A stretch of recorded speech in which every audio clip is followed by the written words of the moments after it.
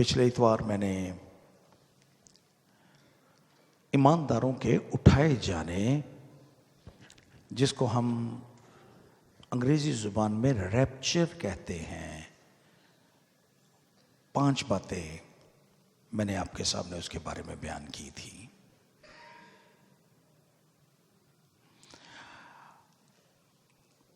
मुकाशवा की किताब आखिरी ज़माने के बारे में बातें करती है। हमने इस किताब पर तफसील के साथ पैगामात सुने हैं।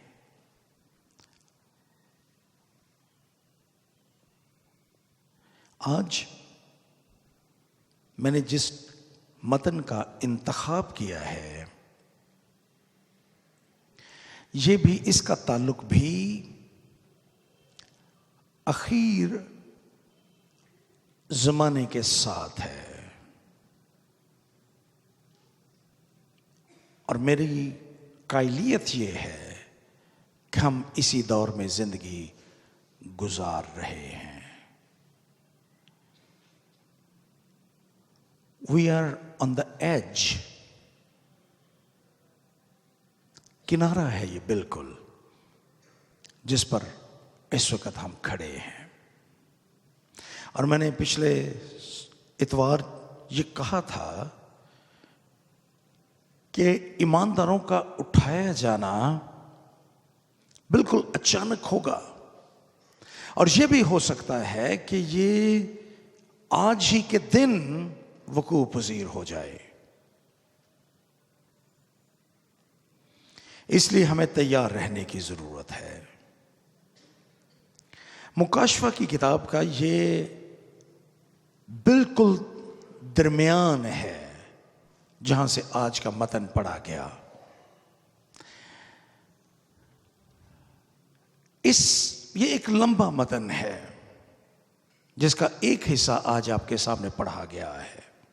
बुनियादी तौर पर इसका आगाज मुकाशवा की किताब उसके 10वें बाब और उसकी पहली आयत से होता है, जहां पर 7 नरसिंगों के फूंकने का आगाज हुआ। हर नरसिंगा फूंका गया और इस दुनिया में वाकयात रूनुमा हुए। फिर इसमें हम थोड़ा सा वक्फा देखते हैं और उस वक्फे के दौरान 2 गवाह इस दुनिया में आते हैं, वो गवाही देते हैं और फिर उनका क्या अंजाम हुआ उसका जिक्र 11वें बाब में किया गया है। 11वें बाब की 15वीं आयत से 7वें नरसिंगे का बयान किया गया है। 7वां नरसिंगा फूंका गया और दुनिया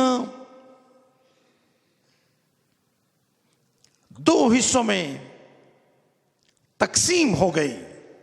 जैसा मैंने पिछले इतवार भी कहा था कि रैप्चर के वक्त, ईमानदारों के उठाए जाने के वक्त, दुनिया 2 हिस्सों में तकसीम हो जाएगी, ईमानदार और गैर ईमानदार। और अब 7वें नरसिंगे के फूंकने के वक्त खुदा इस दुनिया की तमाम हुकूमतों को खत्म करके अपनी हुकूमत का आगाज करेगा और ये बिल्कुल आखिरी दौर होगा। हम इस मतन में 2 चीजों का बयान पढ़ते हैं। जमीन पर बड़ी तबाही हुई लेकिन आसमान पर खुशी मनाई गई। हम इसका जिक्र इस मतन में, इन आयात में पढ़ते हैं। 15वीं आयत का आगाज होता है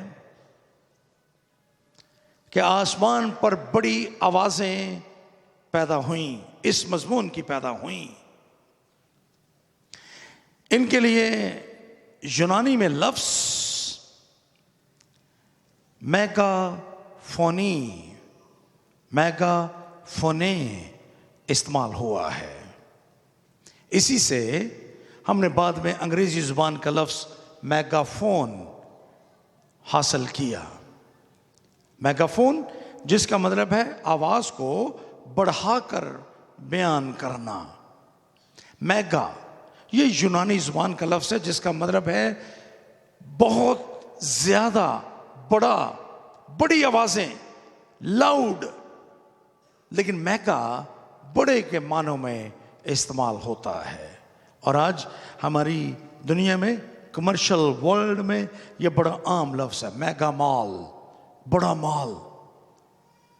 मेगा शॉपिंग सेंटर, ऐसा शॉपिंग सेंटर जो बहुत बड़ा हो, मेगा बड़े के मानों में। और यहां पर मेगा फोने, बड़ी आवाज पैदा हुई। और ये आवाज इस मजमून की पैदा हुई कि दुनिया की बादशाहत हमारे खुदावंद और उसके मसीह की हो गई और वो अब्दुल्लाबाद बादशाही करेगा। ये है मजमून उस आवाज का कि हमारा खुदा इस दुनिया की बादशाही हमारे खुदावंद और उसके मसीह की हो गई है। दुनिया की हुकूमतें मिट गई हैं और खुदा की बादशाहत कायम हो गई है। इसलिए आसमान पर खुशी या जश्न का समा है।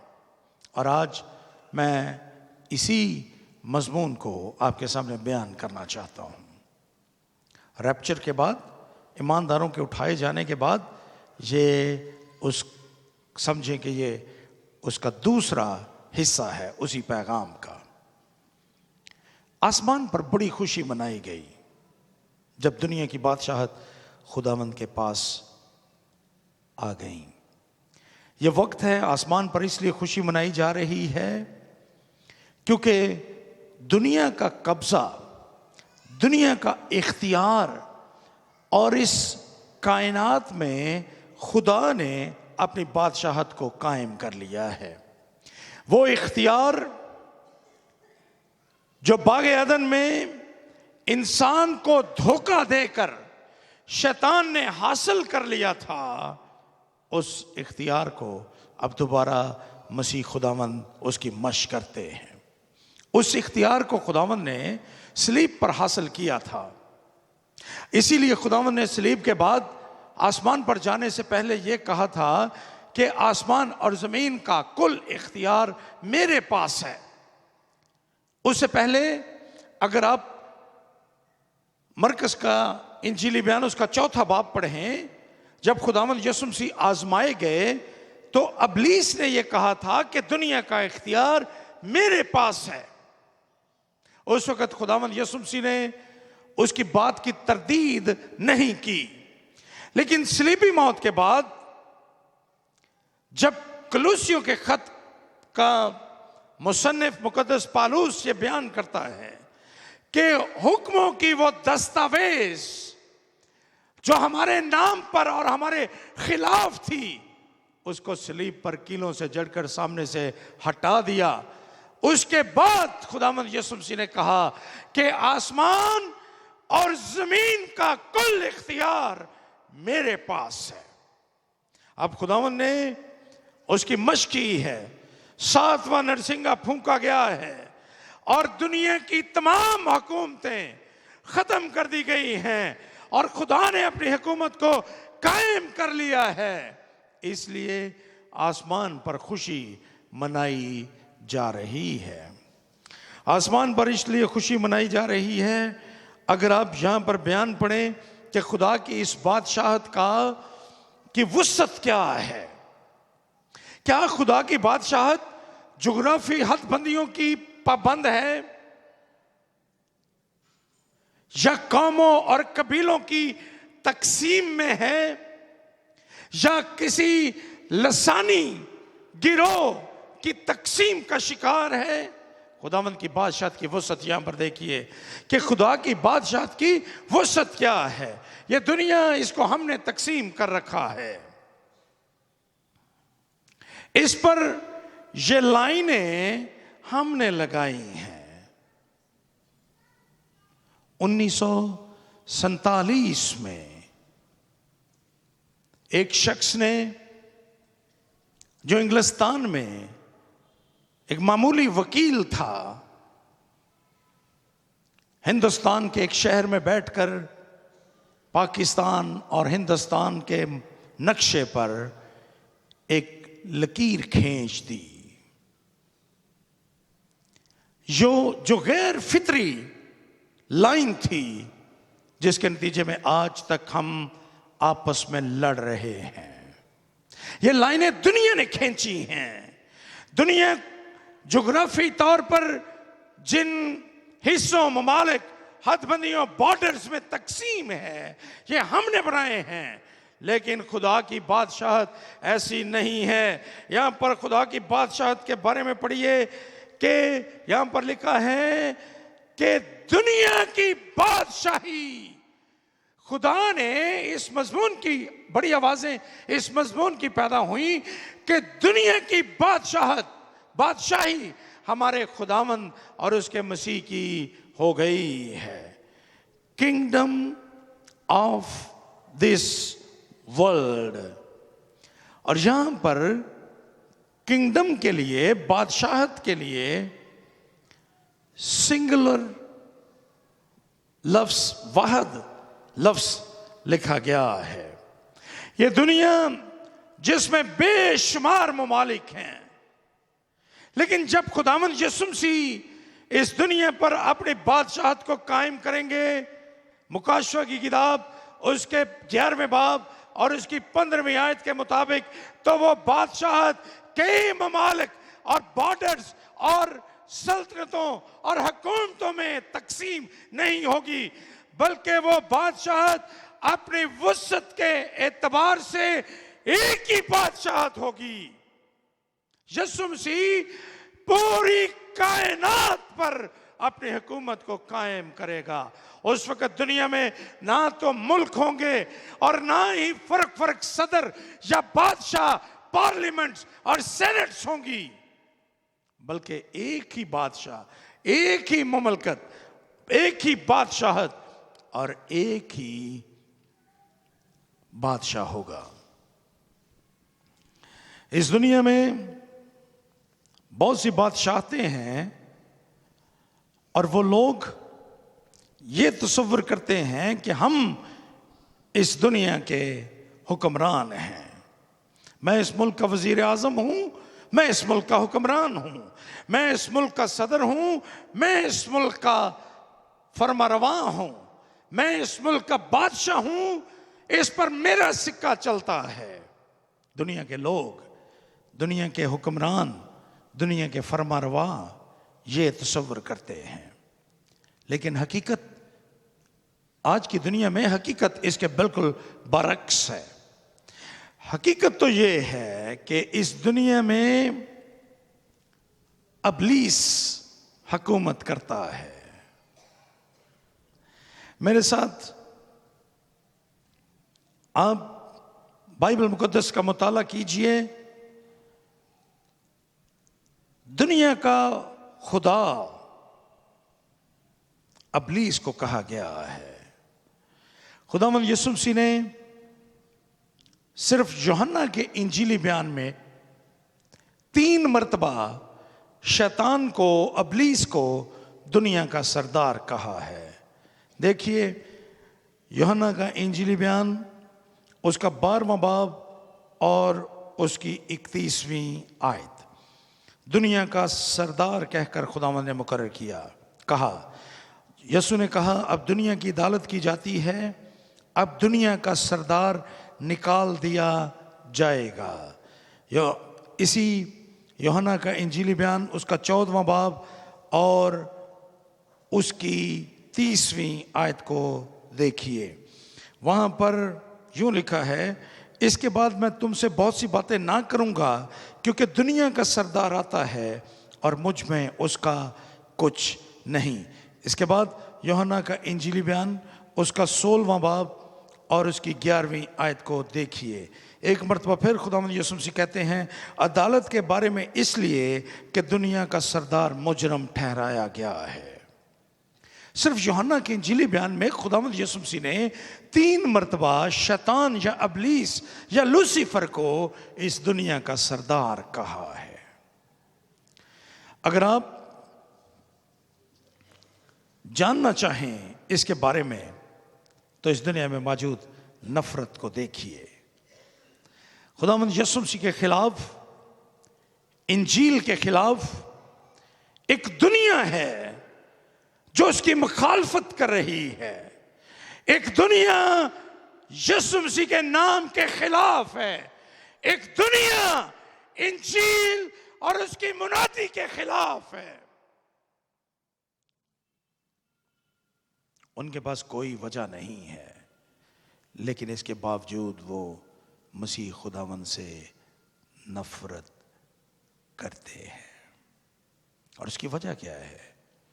उसकी वजह यह है कि इस दुनिया का हकीकत में सरदार अबलीस और शैतान है। पूरी दुनिया में ये दुनिया की हुकूमतें आइन और कानून को नाफज करने के लिए, अपने लोगों की फलाह व बहबूद के लिए काम करती हैं। लेकिन इस दुनिया में मौजूद नफरत, दुश्मनी, हथियारों की दौड़, जंग, खाना जंगी, एक दूसरे को कत्ल गारत करना, फिरकों, अकायद, लिसानी ग्रुप, मजहबी तकसीम, यह सब कुछ अबलीस का काम है जिसने इस दुनिया को तकसीम कर रखा है। लेकिन हम खुदावंद का शुक्र अदा करते हैं कि जब यीशु मसीह इस दुनिया में अपनी हुकूमत को कायम करेंगे तो फिर सब कुछ उसके कदमों तले कर दिया जाएगा। फिलिपियों के नाम मुकद्दस पौलुस रसूल का खत उसका 2 बाब और उसकी 9वीं आयत से पढ़िए। वहाँ पर लिखा है, इसी वास्ते खुदा ने भी उसे बहुत सरबुलंद किया और उसे वो नाम बख्शा जो सब नामों से आला है, ताकि यीशु के नाम पर हर एक घुटना झुके, खा आसमानियों का हो, खा ज़मीनियों का, खा उनका जो ज़मीन के नीचे हैं, और खुदा बाप के जलाल के लिए हर एक ज़ुबान इकरार करे कि यीशु मसीह खुदावंद है। यीशु मसीह खुदावंद है। हर एक ज़ुबान ये इकरार करे। सो यीशु के सामने दुनिया का हर एक घुटना झुकेगा और हर एक जुबान उसका इकरार करेगी, और यीशु मसीह एक ही बादशाहत कायम करेगा। दूसरी बात जो 15वीं आयत में बयान की गई है कि इस हुकूमत का दौरानिया कितना होगा। दुनिया में जो बादशाहतें कायम होती हैं उनका एक वक्त होता है। हमारे मुल्क में हम 5 साल के लिए किसी हुकूमत को मुंतखब करते हैं, और ज़्यादा मरतबा हमारे मुल्क में हुकूमतें 5 बरस पूरे नहीं करती। कई मुल्कों में 3 बरस के लिए, या कई जहाँ पर बादशाहत है वहाँ पर ताहयात, लेकिन एक वक्त आता है जब वह हुकूमत ख़त्म हो जाती है। लेकिन अगर आप 15वीं आयत पर गौर करें, मुकाशवा किताब उसका 11वां बाब और उसकी 15वीं आयत, तो यहाँ पर लिखा है वो यानी मसीह अब्दुल्लाबाद बादशाही करेगा। उसकी बादशाहत का कोई इख्तिताम नहीं होगा।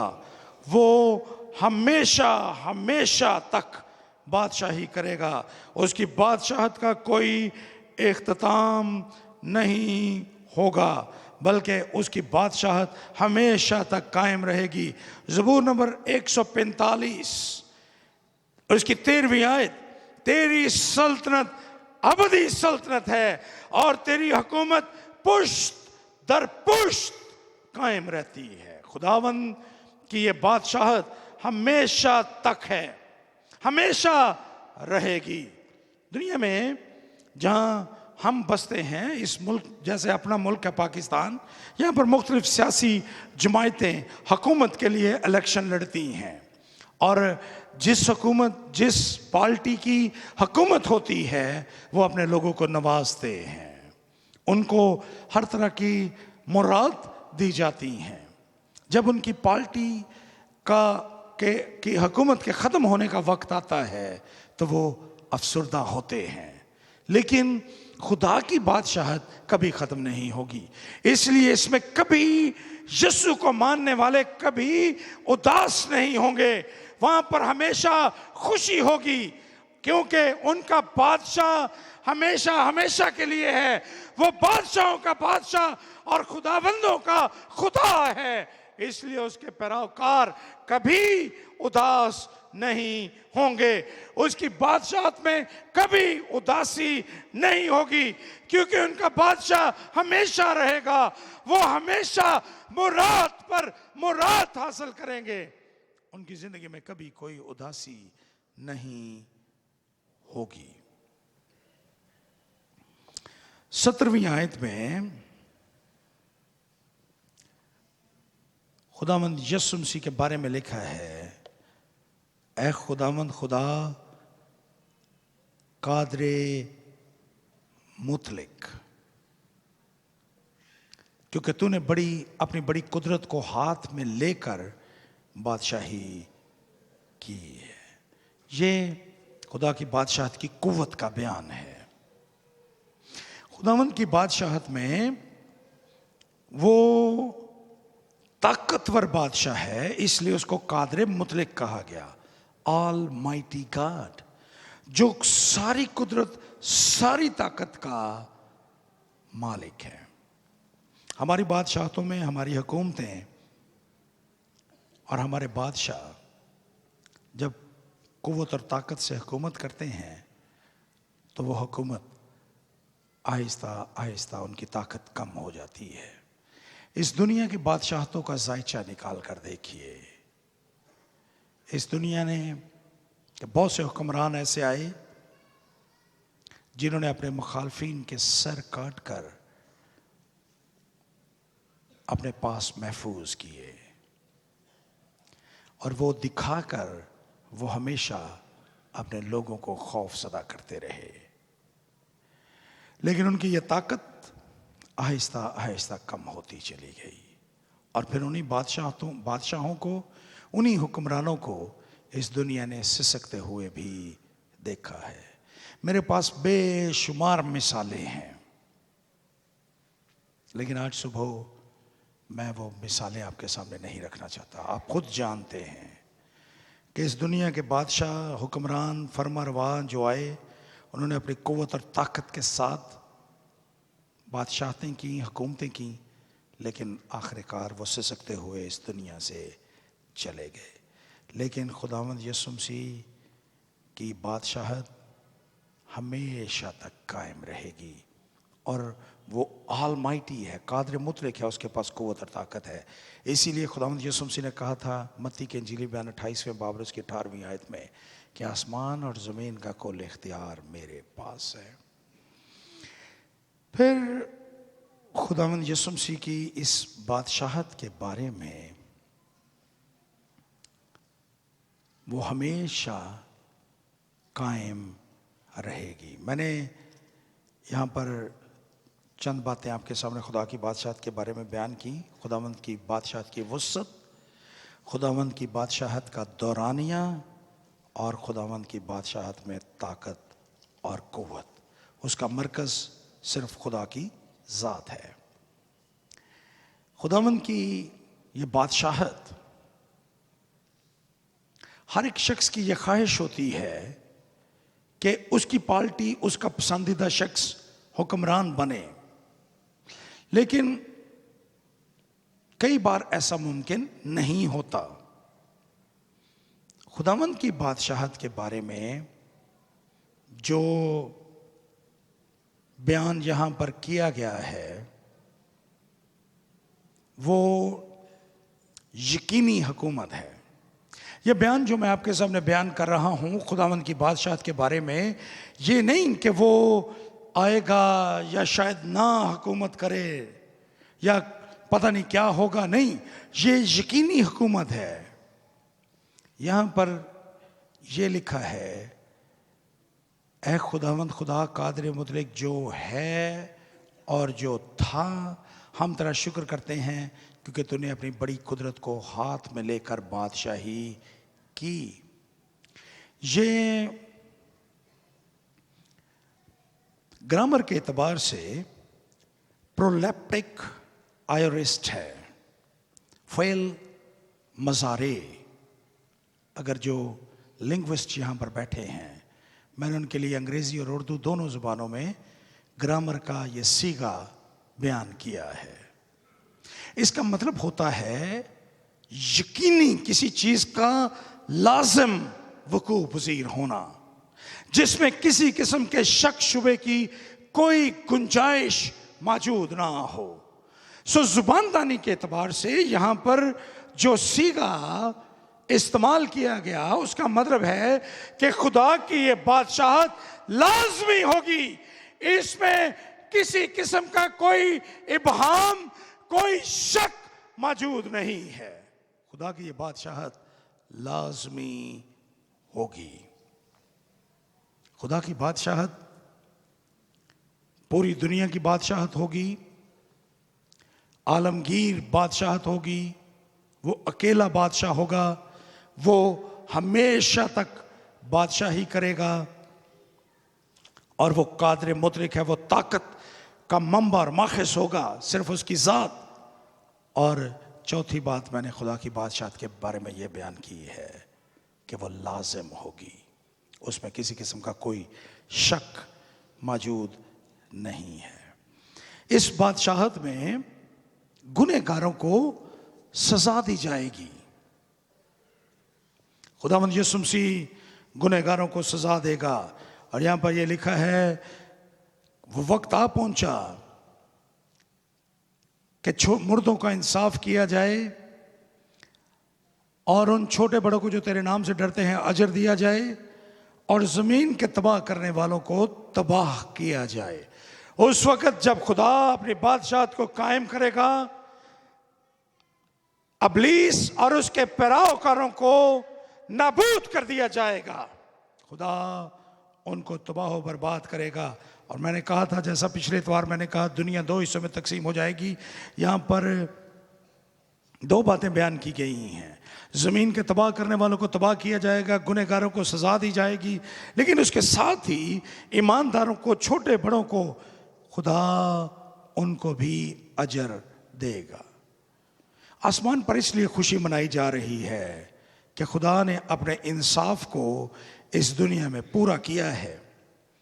लेकिन खुदा न सिर्फ गुनहगारों को सजा देगा, उनको जहन्नम वासल करेगा, बल्कि वो ईमानदारों को अजर भी देगा। और यहाँ पर यह लिखा है कि छोटे बड़ों को जो तेरे नाम से डरते हैं अजर दिया जाएगा। इस बात को अपने जहन में रखिए, खुदा के लिए किया गया कोई भी काम छोटा बड़ा नहीं होता। अब जो कुछ खुदा के लिए करते हैं उसका अजर आपको ज़रूर मिलेगा खुदावंद की बादशाहत में। जहाँ जहाँ आप खुदावंद के नाम की गवाही देते हैं, आपको उसका अजर आसमान पर ज़रूर मिलेगा। खुदावंद यीशु मसीह ने कहा था कि अगर तुम इन छोटों में से किसी को पानी का प्याला भी पिलाओ तो उसका अजर हरगिज़ ना खोगे। इसलिए खुदावंद की नज़र में कोई काम छोटा बड़ा नहीं होता, बल्कि आपका हर एक काम खुदावंद के हुजूर में मकबूल होगा। आसमान पर इसी बात की खुशी मनाई जा रही है। मैं 19वीं आयत को आपके सामने पेश करना चाहता हूं। 19वीं आयत खुदा के मक़दिस का जो आसमान पर है उसका बयान करते हैं। एक दफ़ा फिर यूहन्ना आरिफ हमें यहूदियों की तरफ ले जाता है, क्योंकि हमारा तो कोई मक़दिस नहीं है, हम कोई टेम्पल्स तामीर नहीं करते, बल्कि खुदावंद यीशु मसीह में होते हुए हम सब खुदा का मकदस हैं। लेकिन यहाँ पर मकदस का जिक्र करना और खुदा के अहद के सदूक का बयान करना इसका ख़ास मकसद है। इसका पहला मकसद ये है इस रोया में मकदस का बयान करने का, ताकि खुदा तक हमारी रसाई को बयान किया जा सके। आसमान पर टेंपल है, मकदस है, और उसको खोला गया है और उसमें कोई पर्दा नहीं है जो पाक और पाक तरीन मकाम को जुदा करे, बल्कि हम सब खुदावन तक पहुंच सकेंगे।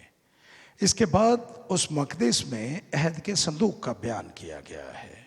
ये भी हैरत अंगेज बयान है, क्योंकि अहद के संदूक का जिक्र हम यिर्मयाह के बाद किसी और जगह में तारीख के किसी हिस्से में नहीं पढ़ते, लेकिन यहाँ पर आसमानी मकदस में अहद का संदूक दिखाई देता है। अहद के संदूक के 5 नाम हैं। अगर आपके पास बाइबल मौजूद है तो आप मेरे साथ देख सकते हैं। बाइबल मुकद्दस में पुराने अहदनामे में 5 नाम दिए गए हैं अहद के संदूक के, इसलिए यहाँ पर अहद का संदूक का जिक्र किया गया है। और वो 5 नाम खुदा और इंसानों के दरमियान इस अहद की किसी न किसी बात की निशानदही करते हैं। मिसाल के तौर पर आप गिनती की किताब उसका 10वां बाब और उसकी 33वीं आयत को पढ़िए। फिर वो खुदावंद के पहाड़ से सफ़र करके 3 दिन की राह चले, और 3 दिन के सफ़र में खुदावंद के अहद का संदूक उनके लिए आरामगाह तलाश करता हुआ उनके आगे आगे चलता रहा। इसको पहला नाम जो गिनती की किताब उसके 10वें बाब और उसकी 33वीं आयत में मिला, वो है अहद का संदूक, क्योंकि इसके अंदर वो 10 अहकाम जो खुदा ने दिए वो इसके अंदर मौजूद थे, और इसीलिए ये अहद का संदूक कहलाया। ये संदूक खुदा और उसके लोगों के दरमियान जो अहद है उसका निशान है कि खुदा ईमानदारों को अपने जलाल में शामिल करेगा और बदकार सजा पाएंगे। दूसरी बात, इस अहद के संदूक को खरूज की किताब और उसके 25वें बाब उसकी 22वीं आयत में अहद नामे का संदूक कहा गया है। ये टेस्टिमनी है, ये गवाह है संदूक कि खुदा और उसके लोगों के दरमियान पाक अहद बांधा गया है, और जो उस पर ईमान लाते हैं, मसीह पर ईमान लाते हैं, वो पाक ठहरेंगे, वो उसके जलाल के वारिस होंगे। ये संदूक इस बात की गवाही देता है।